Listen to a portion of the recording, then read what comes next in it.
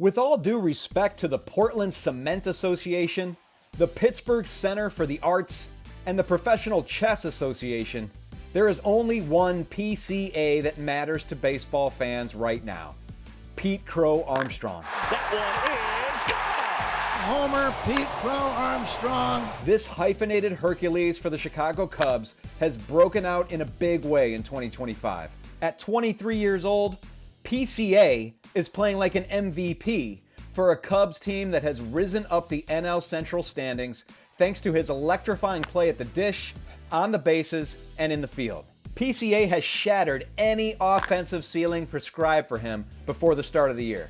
We knew him to be a gifted defender in center field, and we knew him to be capable of blazing the base paths with one of the highest sprint speeds in the sport. But out of nowhere, this former first-round pick and trade deadline acquisition has started to slug the ball in a way that few thought possible previously. So how did PCA make his way to superstar status?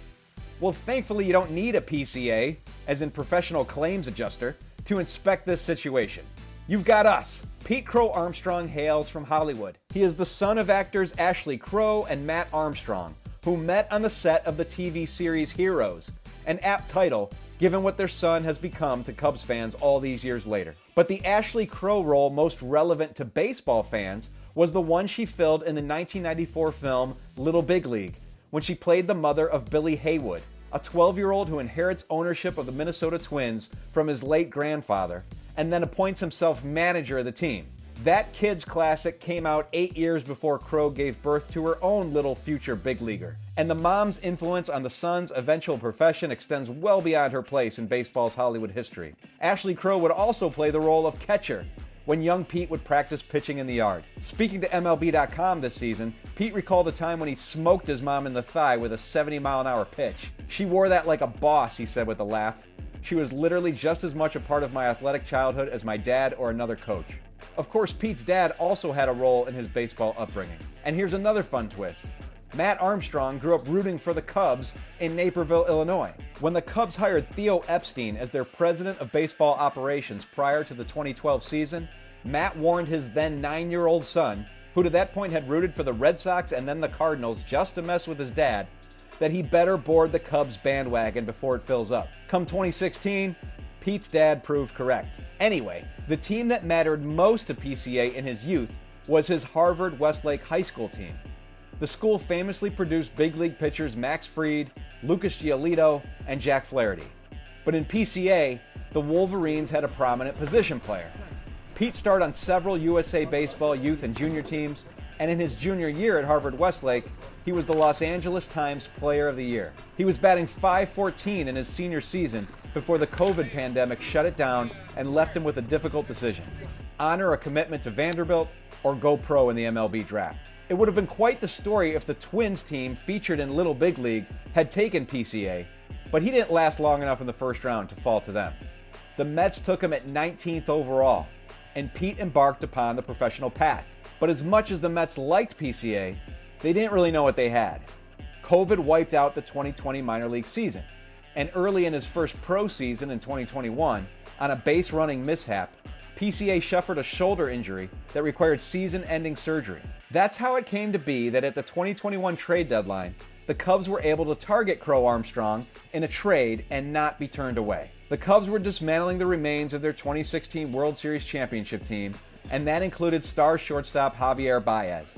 In exchange for about 2 months of Baez and a year and a half of control of pitcher Trevor Williams, the Cubs received a single prospect, PCA. Even though he still had a sling on his shoulder and was only 19 years old at the time, the Cubs felt he was worth the risk. Only now do we see how right they were. Crow-Armstrong had been more of a line drive hitter with limited power as an amateur, but the Cubs helped him alter his quick left-handed swing so that he could lift and pull the ball more easily. He began to look like a 20-homer threat. But because of some aggressive tendencies at the plate, PCA's biggest asset was his defense. With a rare combination of plus-plus speed, outstanding instincts, and fearlessness, he could cover a ton of ground in center field, and he also had good arm strength and accuracy. That gave him a high floor as a player. And when he reached the big leagues, first as a September call-up in 2023, and then for good the following April, The thought was that he was worthy of a regular role for his defensive prowess alone. Offensively, PCA's prowess was slow to arrive. Through July 26 last year, he was batting just .180 with a .523 OPS. Both marks were among the lowest in the big leagues. But a slight change to his swing with the addition of a leg lift turned Crow-Armstrong's 2024 season around.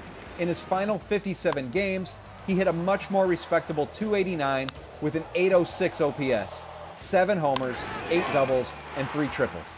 He entered 2025 with his arrow pointed upward, but maybe we all should have seen stardom coming because PCA was highlighting it with his hair. PCA is dynamic in center field and in the barber's chair. He's had his blonde hair closely cropped, he's let his natural crazy curls show, and he's dyed his hair totally cubby blue. But he showed up to spring training this year with his boldest look yet. Blonde hair highlighted with big blue stars. And in this 2025 season, PCA has backed up that stellar style with stellar play. Despite a .197 average with 0 homers through April 12th, PCA has quickly made up for lost time.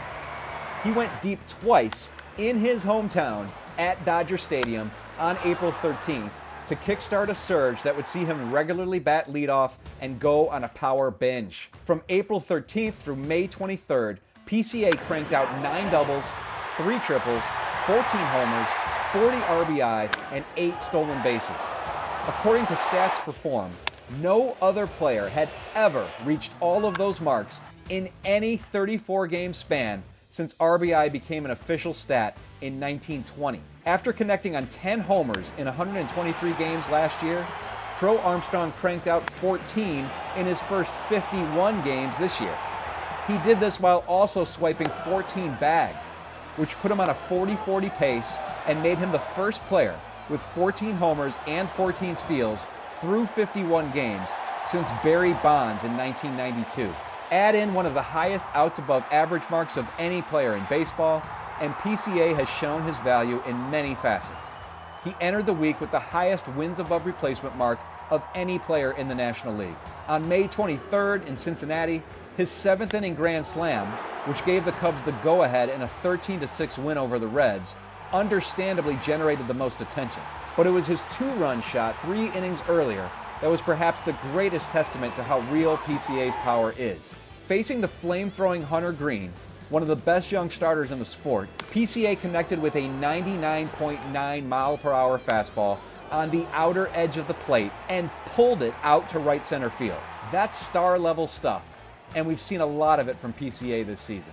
He might not be the only PCA in the world, as the People's Choice Awards, the Professional Cricketers Association, and the Philippine Coconut Authority all prove. But in MLB, there's only one PCA, and in 2025, he's made a name for himself.